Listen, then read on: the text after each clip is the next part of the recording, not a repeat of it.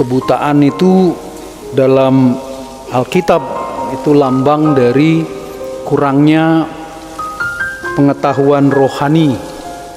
Orang yang tidak memiliki pengetahuan atau pengalaman rohani itu seringkali dihubungkan sebagai kebutaan.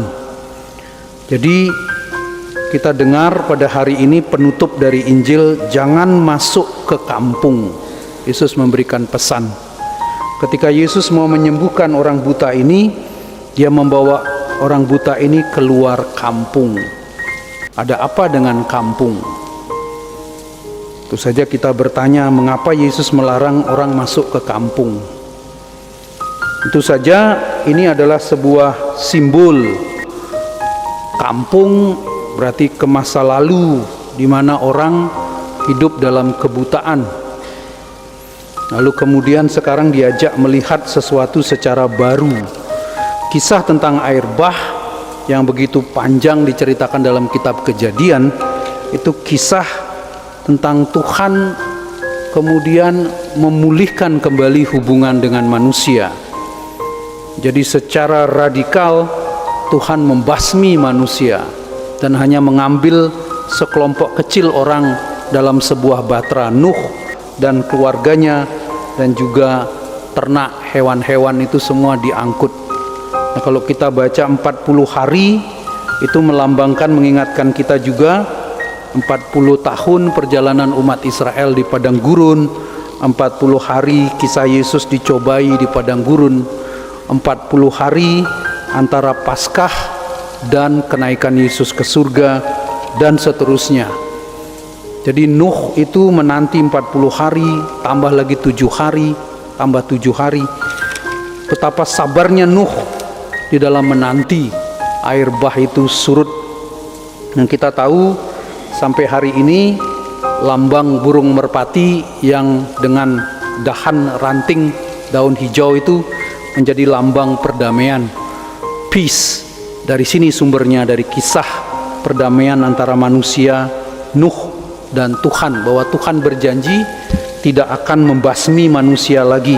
Tuhan menyesal dengan penghukuman yang sudah ia jatuhkan atas manusia, dengan harapan tentu saja hubungan itu dipulihkan kembali. Itulah perjalanan hidup kita. Orang buta ini tidak langsung bisa melihat ada proses kesembuhan. Jadi pertama dia melihat itu orang berjalan seperti pohon, lalu kemudian Yesus menumpangkan tangan lagi, kemudian orang ini bisa melihat dengan jelas. Nanti sesudah teks ini besok kita akan mendengar bagaimana pengakuan Petrus. Petrus itu mengakui Yesus itu sebagai Mesias yang kudus dari Allah, tetapi dia sendiri belum mengerti apa artinya.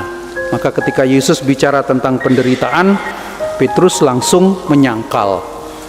Jadi gagasan Petrus tentang Mesias itu berbeda dengan apa yang dipahami Yesus. Itulah perjalanan iman kita, hidup rohani kita. Perjalanan untuk semakin mengenal Tuhan. Jadi kalau ini orang telepon dari tadi, kirim video seorang ibu bernama Ibu Vero. Ini anaknya pasti ikut misa kita, dan orang-orang yang mendampingi dia di ICU di Siloam mengikuti misa ini secara live streaming. Dari tempat ini saya mengatakan, ya saya bisa buat apa? Jadi orang minta doa, mau dibikin apa? Dia lagi koma di sana. Apa yang bisa kita buat selain mendoakan saja?